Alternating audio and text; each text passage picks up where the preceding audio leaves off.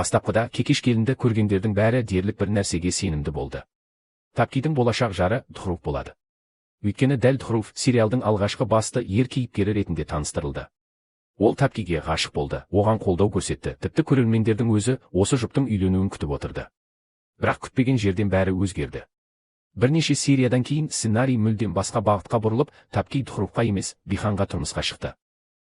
Ал уақыт өте келе сериалдың басты кейіпкері де Дхрув емес, дәл Биханға айналды. Бірақ неге? Бұл басынан жоспарланған нәрсе ме, әлде сценаристер кейін шешімін өзгертті ме? Бүгін осы сұраққа жауап іздеп көреміз. Бастапқы жоспар қандай болды? Сериалдың алғашқы бөлімдерін қайта қарап шықсаңыз, Дхрувтың басты ер кейіпкер ретінде құрылғанын анық байқауға болады. Оқиғаның негізгі желісі Тапки мен Дхрувтың танысуынан басталады.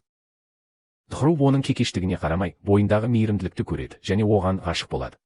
Барлығы осы жұптың үйленуіне қарай өрбіп жатқандай әсер қалдырады. Сол кезде көрермендердің басым бөлігі дәл осы махаббат хикаясы сериалдың соңына дейін жалғасады деп ойлаған. Бірақ бәрін өзгерткен бір ғана оқиға болды. Дхрув пен Тапкидің үйлену күні күтпеген жағдай болады. Дхрувтың анасы Васундхара бұл некеге қарсы шығып, асыранды ұлы Биханды Дхрувтың орнына күйеу жігіт ретінде апарады.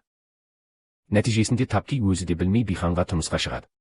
Дәл осы сәт сериалдың тағдырын толық өзгертті. Неге Бихан бәрінен асып түсті? Қызығы, алғашқы кезде көптеген көрермен Биханды ұнатпаған.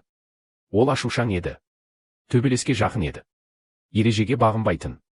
Тіпті Тапкидің күйеуі болады деп ешкім күтпеген. Бірақ сериялар өте келе бәрі керісінше болды. Бихан біртіндеп өзгере бастады. Тапки үшін күресті. Оны қорғады. Қателіктерінен сабақ алды. Көрермендер дәл осы өзгерісті жақсы көрді. Ал Дхрувпен не болды? Дхрув бастапқыда сабырлы, қамқор және өте жақсы адам ретінде көрсетілді. Бірақ Бихан мен Тапкидің қарым-қатынасы күшейген сайын сценаристер оның мінезін өзгертті.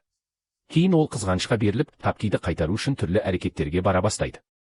Осы өзгерістен кейін көп көрермен оның бұрынғы бейнесін жоғалтқанын айтып, ал Биханға деген қолдау күшейе түсті. Бұл сценаристердің шешімі ме, әлде көрермендердің әсері ме? Бұл туралы жылдар бойы жанкүйерлер арасында талқылаулар тоқтаған емес. Көптеген көрермендердің пікірінше, бастапқыда негізгі жұп ретінде Тапки мен Дхрув жоспарланғандай көрінді. Бірақ Бихан пайда болғаннан кейін оның Тапки мен экрандағы химиясы әлдеқайда күшті шықты. Сондықтан оқиға бағыты біртіндеп өзгерді. Бұл жанкүйерлер арасында кең тараған пікір. Ал баспасөзде де қызықты мәліметтер шыққан.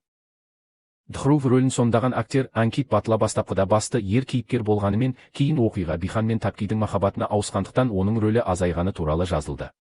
Актердің өзі мұндай өзгеріс болатынын алдын ала білгенін айтқан. Бір кезде бәрі Дхрувты басты кейіпкер деп ойлады. Бірақ бірнеше шешімнің арқасында сериалдың тарихын дәл Бихан өзгертті. Ал сіздің ойыңыз қандай? Егер сценаристер оқиғаны өзгертпегенде, Тапки Дхрувпен қалғаны дұрыс болар ма еді? Әлде Бихан басынан ақ ең дұрыс таңдау болды ма?